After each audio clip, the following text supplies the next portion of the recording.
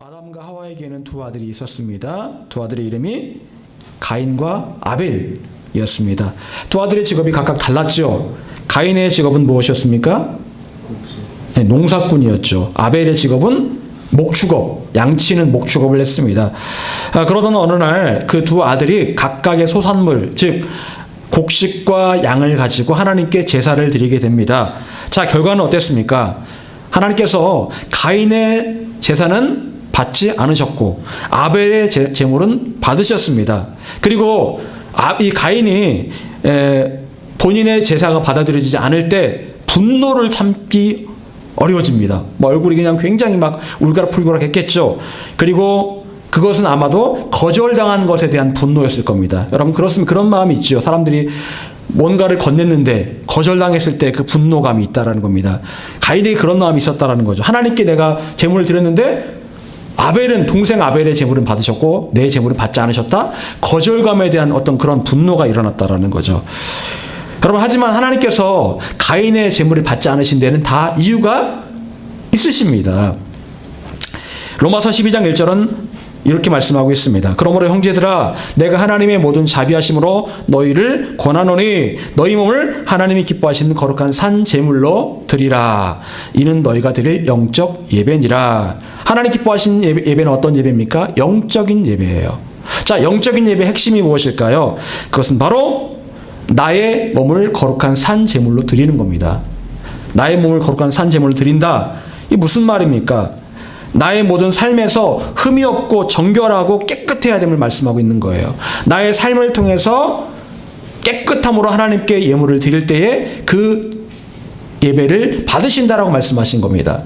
내가 100만 원을 예를 들어 헌금을 드립니다. 그런데 일주일의 삶이 완전히 개판입니다. 그리고 내가 100만 원, 1000만 원 하나님께 드리면 예물 받으시겠지. 그게 아니라는 거예요.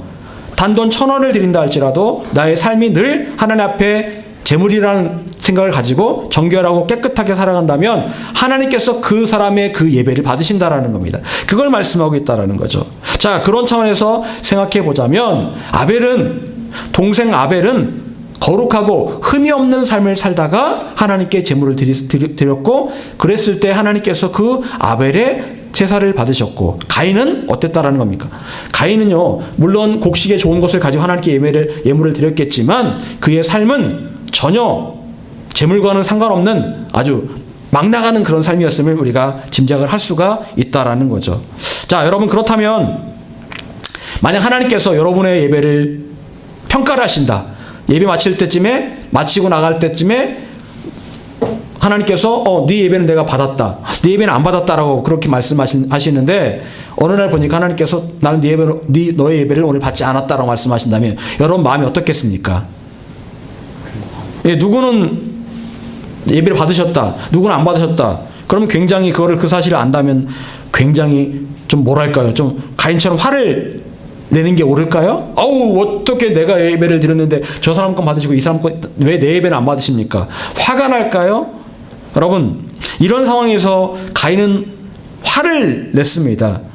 사실 하나님께 원하셨던 반응은 어떤 반응이었을까요?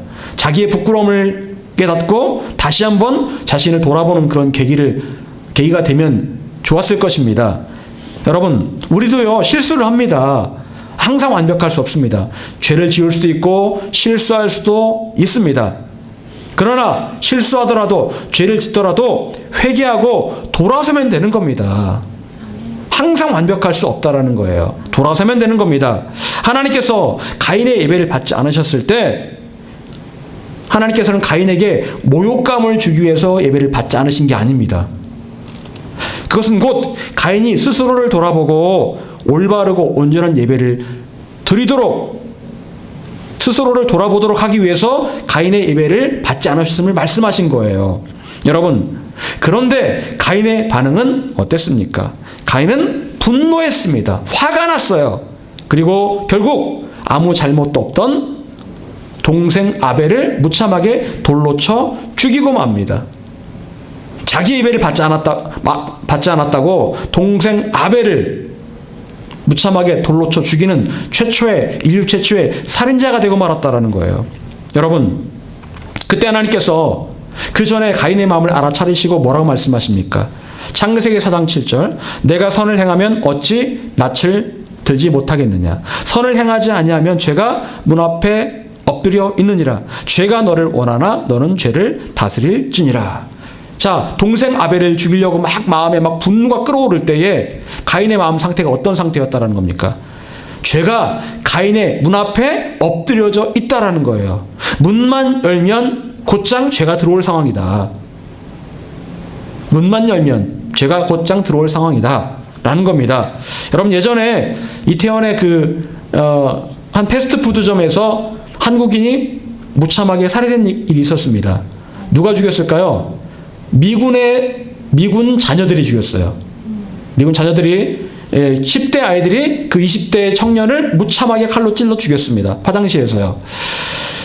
근데 사실은 미군의 자녀들과 그 죽은 그 사람과는 아무 관계가 없고 1년씩도 없는 사람들이었어요. 그런데 왜 그런 일이 벌어졌을까요? 그 미군 아이들이 그랬다는 겁니다. 미군 그 자녀들이 그랬다는 겁니다. 너 사람 찔러 죽일 수 있어? 그러니까 나 죽을 수 있어. 에이, 거짓말 마.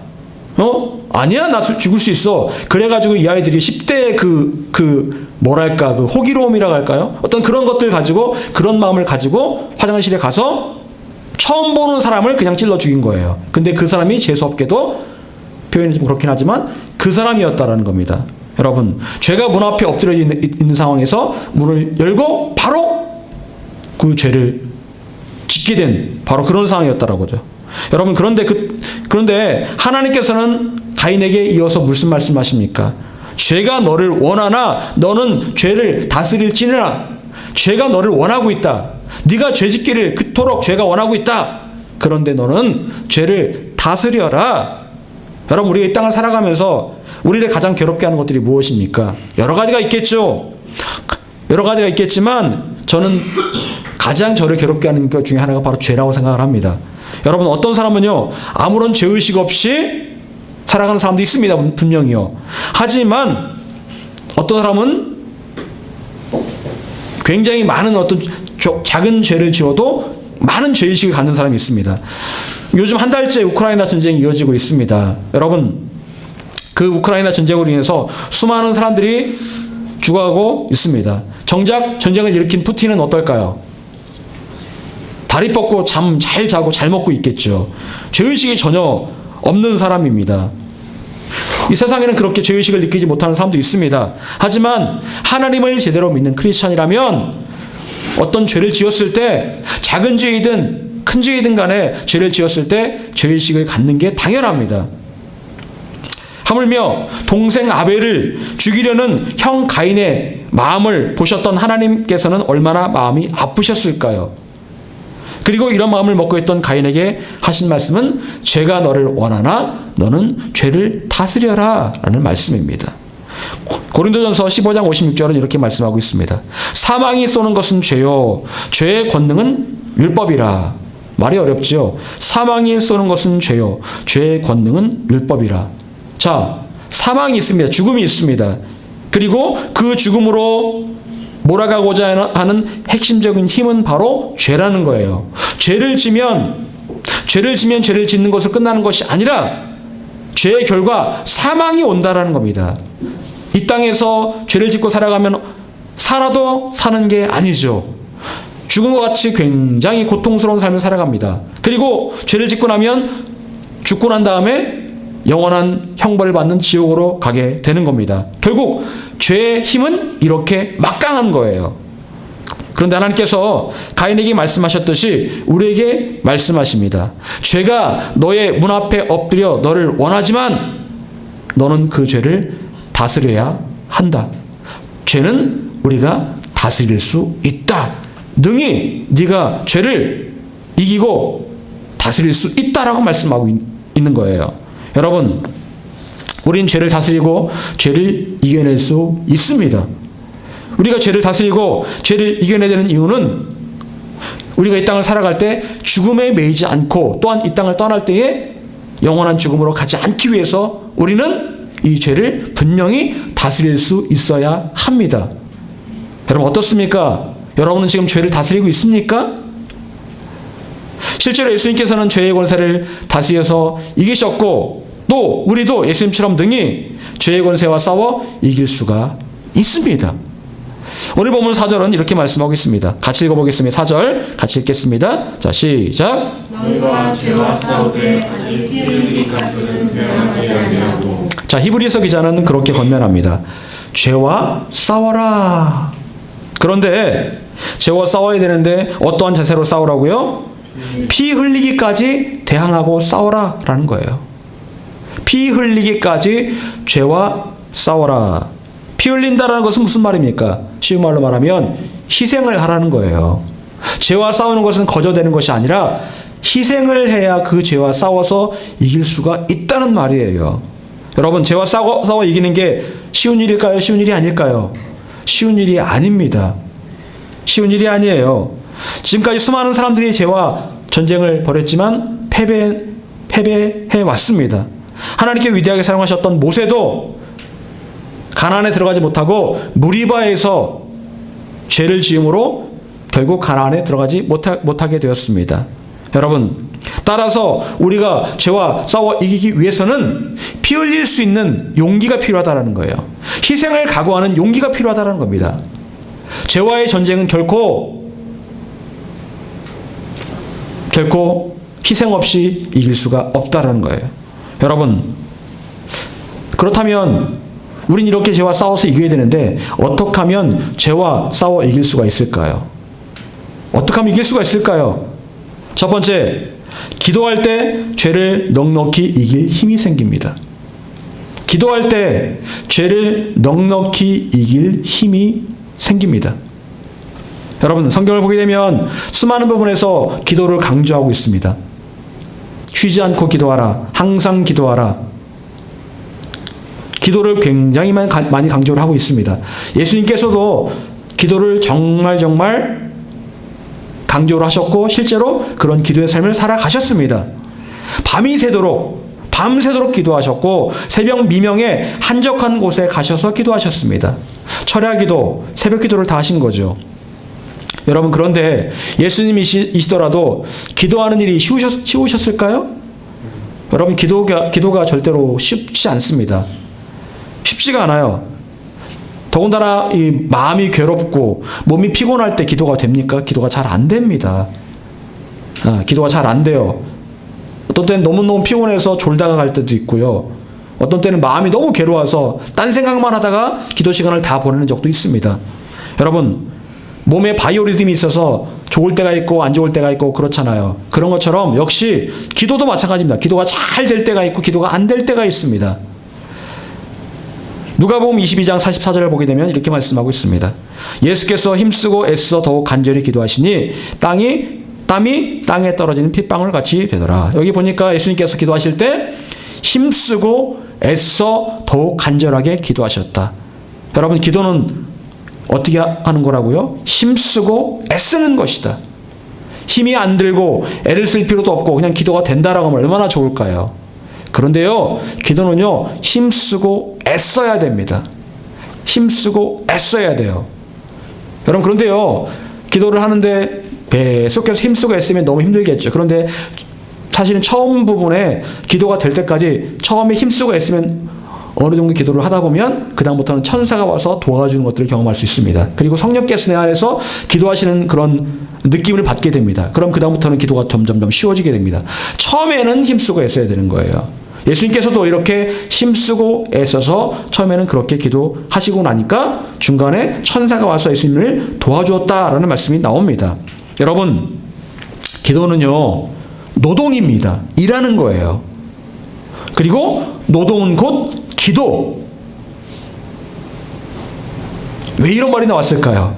그만큼 기도가 처음에 힘들다라는 거예요. 기도가 힘들다라는 겁니다. 기도하는 일이 늘 즐거울 수는 없습니다. 예수님께서는 기도하지 않는 제자들을 향해서 뭐라고 말씀하셨습니까? 너희가 1시간도 기도할 수 없더냐라고 말씀하십니다. 너무 피곤해서 기도하지 못하는 제자들에게 너희가 1시간도 기도할 수 없더냐라고 말씀하세요. 여러분, 최소한 얼마를 기도하라는 거예요? 기도 시작하면 최소한 1시간은 기도해라. 1시간은 기도하라는 거예요. 1시간 넘어서 뭐 딱 1시간만 하든 뭐 2시간 하든 3시간 하든 뭐 그건 괜찮은데 최소한 1시간은 기도하라는 겁니다. 매일매일 1시간은 기도하라는 거예요. 여러분, 또한 예수님께서는 귀신을 내어쫓지 못하는 제자들을 향해서 뭐라고 말씀하십니까? 기도 외에는 이런 유가 나아가지 않는다라고 말씀하세요. 여기서 말하는 이런 유는 어떤 유를 말하는 겁니까? 기도에 예수님의 이름으로 선포해도 나가지 않는 귀신들을 말하는 겁니다. 여러분, 귀신은 등급이 있다고 했죠? 귀신은 계급이 있습니다. 귀신은 계급사예요.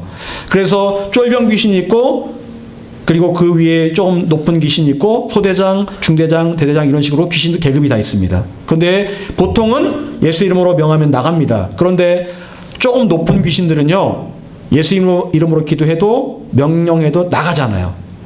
자, 그런 귀신들을 말하는 겁니다. 자, 그런 귀신들을 내보낼 때는 어떻게 하라고요? 기도 외에는 이런 유가 나가지 않는다라는 거예요. 그 당시에 그 제자들은 예수님께 귀신 내쫓는 권능을 받은 사람들입니다. 예수 이름으로 나가라 했겠죠. 예수 이름으로 나가라! 근데 안 나가는 거예요. 그 귀신이 좀 등급이 좀 급이 좀 높은, 계급이 좀 높은 귀신이다 보니까 선포해도 안 나갑니다. 자, 그때 필요한 것은 무엇이다? 기도하는 일이다. 기도하는 일이다라고 말씀을 하고 계시는 거예요. 여러분, 기도가 뭘까요? 기도는 단지 나의 소원을 아뢰는 게 기도가 아닙니다. 예수님 이거 해주세요, 저거 해주세요. 그게 기도가 아닙니다. 물론 그것도 기도죠. 하지만 그게 기도의 전부가 아니라는 거예요. 기도가 무엇입니까? 또한 기도는 내가 마음에 슬플 때 위안을 받기 위해서, 위로받기 위해서 하는 게 기도가 아닙니다. 그게 기도의 전부가 아니라는 거예요. 여러분, 기도는요, 우리가 죄의 권세와 싸워 이길 막강한 힘을 그 기도라는 통로를 통해서 우리가 얻게 되는 아주 굉장히 중요한 통로가 바로 기도라는 겁니다. 때로는 그런 마음이 들 때가 있습니다. 내가 기도한들 뭐가 바뀌겠냐? 아닙니다. 여러분이 기도하면 그때 하나님께서 일하기 시작하십니다. 하나님께서 여러분에게 힘을 주기 시작하세요. 기도하면 내가 상상할 수 없었던 그런 일들이 벌어지게 됩니다. 우리가 생각하기는 기도는 단지 나의 소원을 아뢰며 뭐 내가 이렇게 원하는 것들을 말하는 게 기도라고 생각하지만 그게 아니라는 거예요. 기도는요, 보다 깊은 기도는 하나님께로부터 오는 그 능력을 받는 그런 상상하지 못했던 그런 능력이 임하는 그런 일이 벌어진다라는 겁니다. 여러분, 왜 이렇게 기독교 인구가 줄어들고 있고, 왜 교회마다 젊은이가 사라지고 있고, 왜 교회가 세상에서 욕을 먹고 있는 걸까요? 여러 가지 이유가 있겠지만 가장 중요한 이유 가운데 하나는 뭐냐면 교회에 기도하는 사람들이 사라지고 있기 때문에 그래요. 교회에 기도하는 사람들이 사라지고 있습니다. 예전에 한국교회는요, 교회에 기도의 불꽃이 타올랐습니다. 1900년대만 하더라도, 1990년도만 하더라도 기도의 불꽃이 타올랐습니다. 기도원마다 막 사람이 미어 터졌습니다. 부흥성회가 있었고요. 금요 철야기도 하면 사람이 얼마나 많이 왔는지 몰라요. 근데요, 요즘은 기도를 안 합니다. 기도를 하지 않아요. 통성기도 하자고 하면 금방 소리가 줄어듭니다. 왜? 기도를 요즘 통 안 했기 때문에 기도가 이게 안 되는 거예요. 여러분, 또한 이유가 무엇일까요?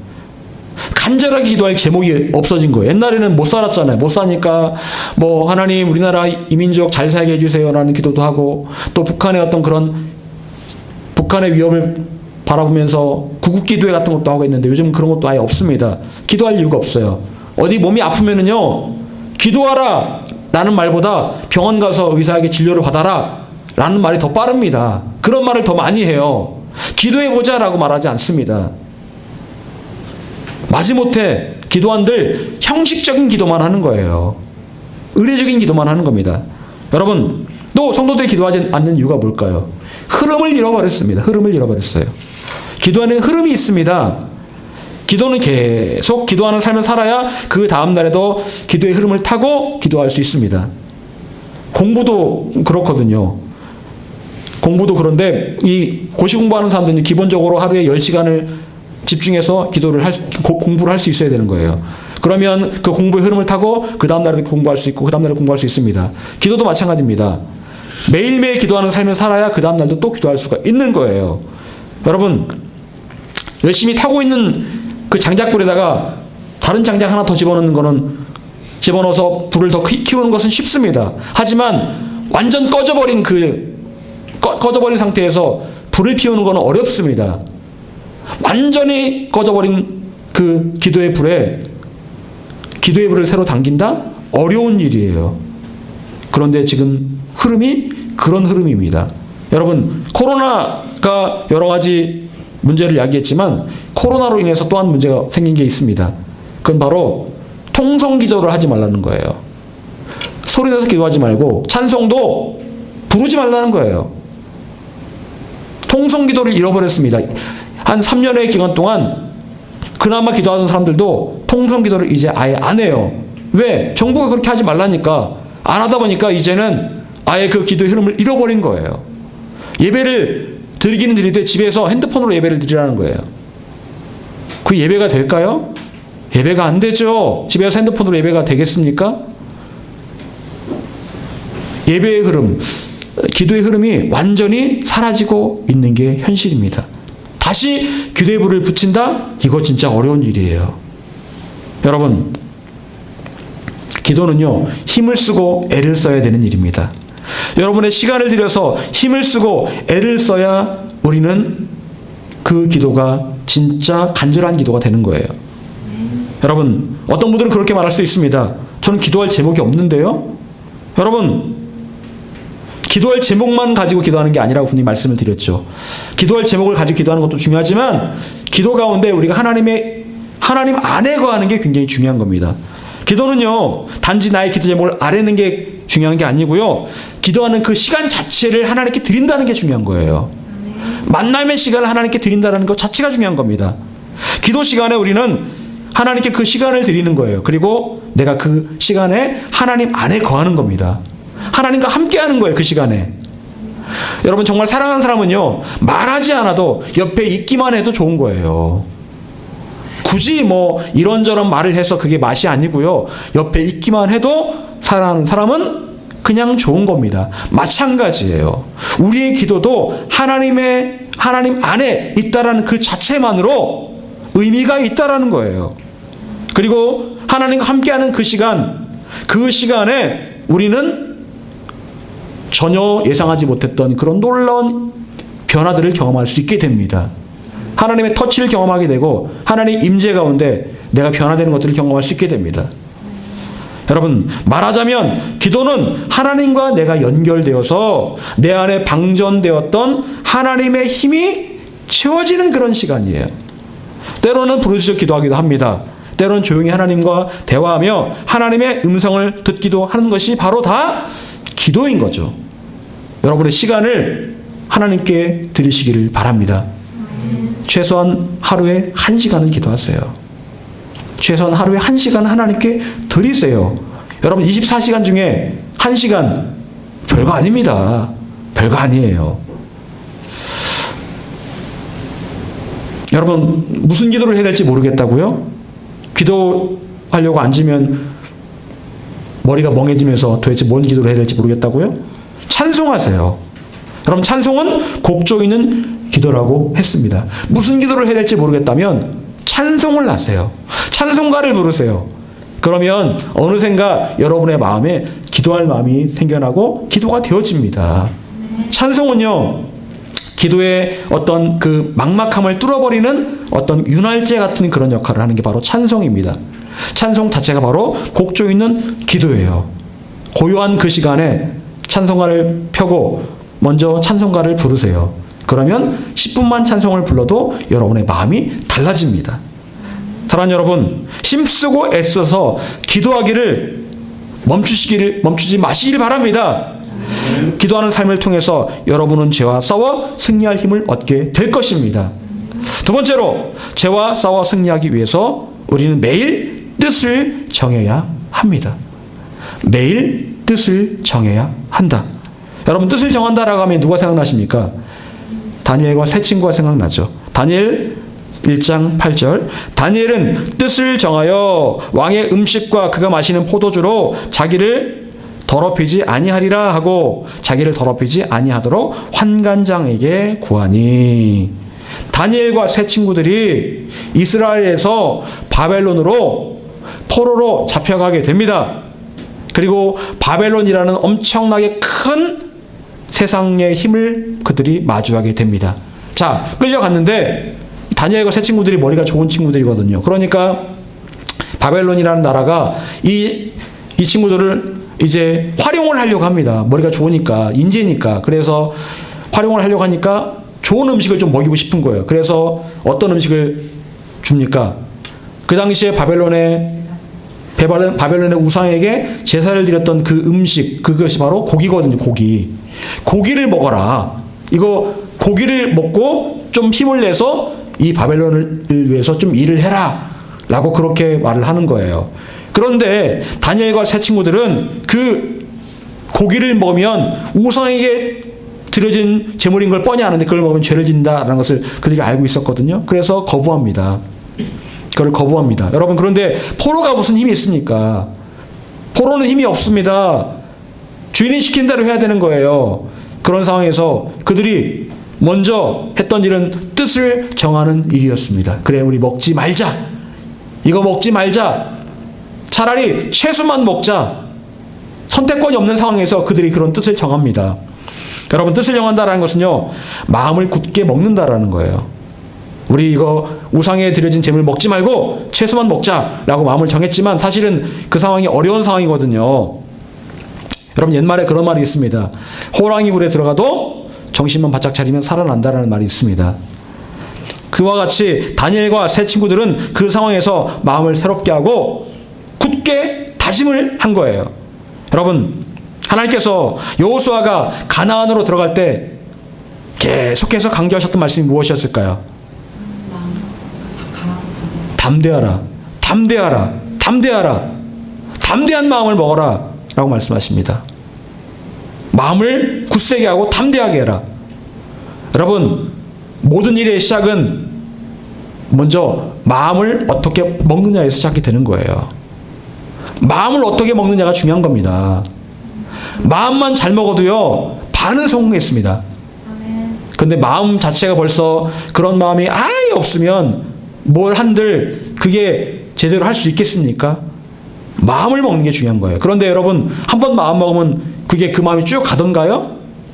성경을 내가 올해는 꼭 일독하리라 라고 마음을 먹지만 그게 오래 못 갑니다.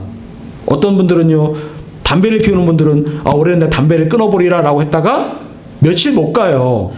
여러분, 마음을 먹지만 왜 마음이 이렇게 오래 지속되지 못하는 겁니까? 마음은요, 성경에 보게 되면 썩기 쉽다라고 말씀하겠어요. 변질되기 쉽다라는 거예요. 오늘 마음 다르고 내일 마음 다르다라는 거예요. 여러분, 그래서 필요한 게 뭘까요? 매일매일 마음을 새롭게 하고 뜻을 정하는 게 중요한 거예요. 오늘도 새롭게 일신우일신이란 말이 있잖아요. 매일매일 마음을 새롭게 하라는 말입니다. 매일매일 마음을 뜻을 정하자는 거예요. 여러분, 그거 아시죠? 김영삼 대통령이 그 책상 앞에 뭘 붙여놨는지 아십니까? 옛날에 대통령 되기 전에 미래의 대통령 김영삼, 이걸 붙여놨다는 거예요. 그리고 매일매일 그걸 봤답니다. 미래의 대통령 김영삼, 미래의 대통령 김영삼. 마음을 새롭게 하기 위해서 매일 그걸 봤다는 거예요.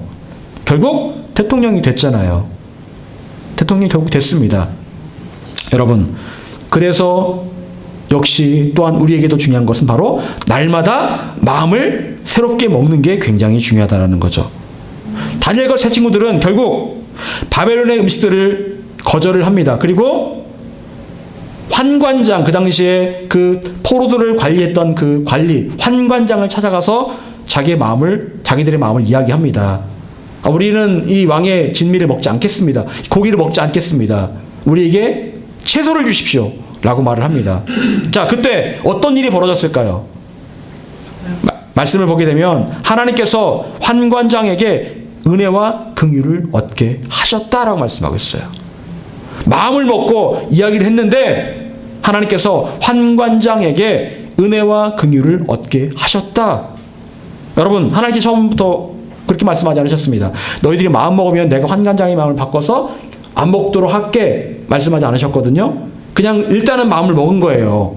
그랬더니 하나님께서 마음 먹고 앞으로 나갔을 때 하나님께서 그 다음 일들을 착착 진행을 해 주셨다라는 거예요.